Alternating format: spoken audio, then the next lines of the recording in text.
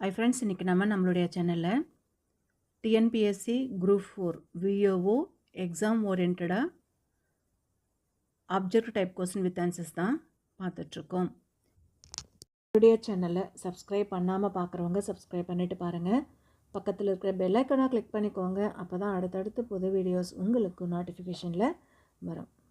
இன்றைக்கி நம்ம பார்க்க போகிறது இலக்கண பகுதியில் வழக்கு பற்றி தான் பார்க்க போகிறோம். வழக்கு எத்தனை வகைப்படும், அது என்னென்ன அப்படின்றது தான் பார்க்க போகிறோம். கேள்வி 281. வழக்கு எத்தனை வகைப்படும்? வழக்கு 2 வகைப்படும். ஆப்ஷன் ஏ தான் கரெக்டு. கேள்வி 282. தகுதி வழக்கு எத்தனை வகைப்படும்? தகுதி வழக்கு 282க்கான பதில் 3 வகைப்படும். ஏதான் கரெக்டு. கேள்வி 283. தகுதி வழக்கில் டேஷ் உள்ளது. தகுதி வழக்கில் என்னென்ன இருக்குது?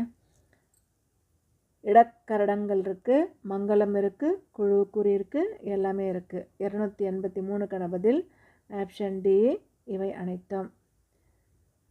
கேள்வி 284. வாய் கழுவி வந்தேன் என்பதை எந்த மாதிரி சொல்லி அழைக்கலாம்? வாய் கழுவி வந்தேன் அப்படிங்கிறத இடக்கரடக்கல். 84க்கான பதில் ஆப்ஷன் ஏ இடக்கரடக்கல். கேள்வி 285. ஒரு குழுவினருக்கு மட்டுமே புரியும் வகையில் ஒரு பொருளுக்கு குறிப்பாக வழங்குறது என்ன அப்படின்னா 285க்கான பதில் ஆப்ஷன் சி குழுவுக்குறி. கோட் வேர்டு சொல்லி அழைப்பாங்க. அந்த டீமில் இருக்கிறவங்களுக்கு மட்டும்தான் அதுக்கான விளக்கம் தெரியும். கேள்வி 286. இயல்பு வழக்கு எத்தனை வகையை பிரிக்கலாம்? 286க்கான பதில் ஆப்ஷன் பி இயல்பு வழக்கு 3 வகையாக பிரிக்கலாம். கேள்வி 287. யாழினி பாடம் படித்தல் என்பது என்ன வகை வழக்கு அப்படின்னு பார்க்கும் பொழுது 287க்கான பதில் ஆப்ஷன் ஏ இலக்கணம் உடையது. சென்டென்ஸ் கரெக்டாக ஃபார்ம் ஆயிருக்கு. கேள்வி 288. கால்வாய் என்பது வாய்க்கால் அப்படின்னு சொல்கிறது எந்த மாதிரியான வழக்கு அப்படின்னா 288க்கான பதில் ஆப்ஷன் சி இலக்கண போலி. ஏன்னா கால்வாய் அப்படிங்கிறது வேற, வாய்க்கால் அப்படின்னு சொல்லிட்டு அதை மருவி வந்திருக்கு. 288க்கான பதில் ஆப்ஷன் சி இலக்கண போலி. கேள்வி 289. தஞ்சாவூரை. தஞ்சை என்பது டேஷ் ஆகும். தஞ்சாவூரை என்ன சொல்லி அழைக்கிறோம்?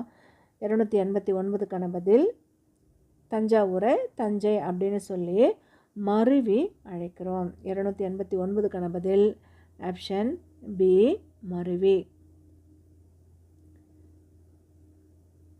கேள்வி 290.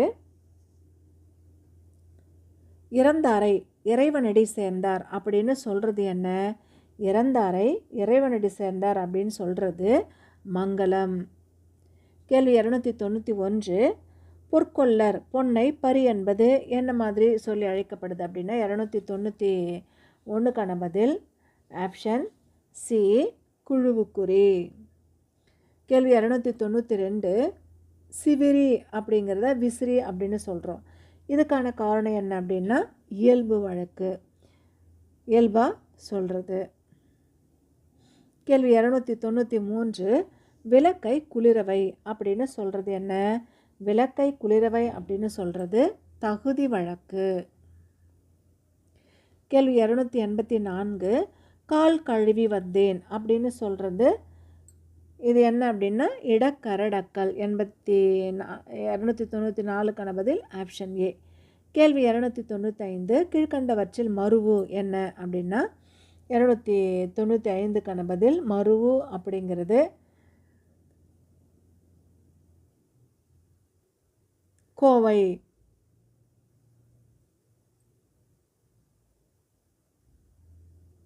கேள்வி 296.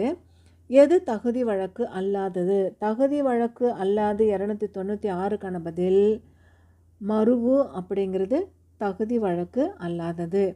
சி தான் கரெக்டு. 297. நாகை அப்படிங்கிறது என்ன?